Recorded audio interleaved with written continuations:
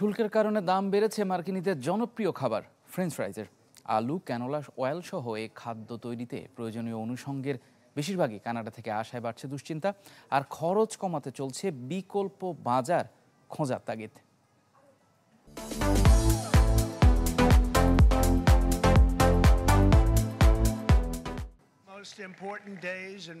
এবার ট্রাম্পের শুল্কের খড়গ মার্কিনীদের পেট পুজোয়। আলু থেকে শুরু করে ভোজ্য তেল পর্যন্ত সব ধরনের পণ্যেই অতিরিক্ত শুল্কের প্রভাব, যার অন্যতম উদাহরণ সবার প্রিয় ফ্রেঞ্চ ফ্রাইয়ের দাম বৃদ্ধি।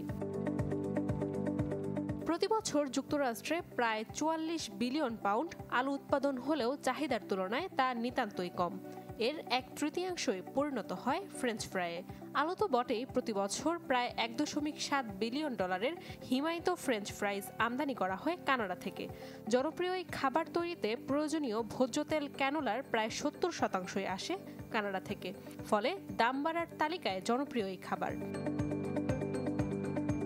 ম্যাকডোনাল্ডসের হিসাব বলছে, শুল্কারোপের আগেই গেল ৫ বছরে ফ্রেঞ্চ ফ্রাইয়ের গড় মূল্য $1.৫ থেকে বেড়ে হয়েছে $4.৫। সব মিলিয়ে বিকল্প বাজার এবং খরচের তালিকা ছোট না হলে মার্কিনীদের ভালোবেসে দেয়া নাম ড্রিমড ফ্রাই মধ্যবিত্তের পকেট কাটার এক স্বপ্ন হয়েই রয়ে যাবে বলে মত বিশ্লেষকদের। নাদিয়া ইসলাম তুলি, চ্যানেল 24।